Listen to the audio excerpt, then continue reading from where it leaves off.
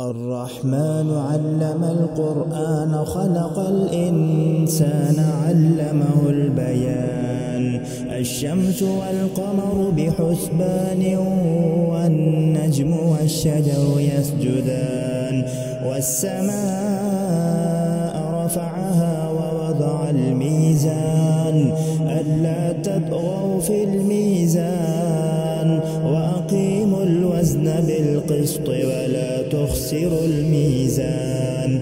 والأرض وضعها للأنام فيها فاكهة والنخل ذات الأكمام والحب ذو العصف والريحان فبأي آلاء ربكما تكذبان.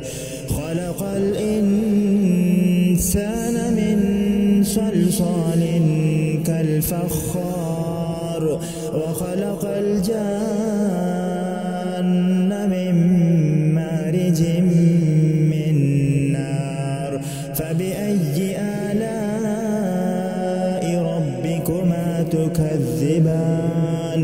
رب المشرقين ورب المغربين فبأي آلاء ربكما تكذبان.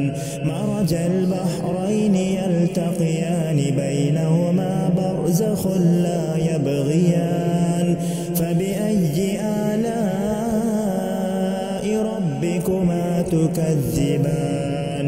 يخرج منهما اللؤلؤ والمرجان فبأي آلاء ربكما تكذبان. وله الجوار المنشآت في البحر كالأعلام فبأي آلاء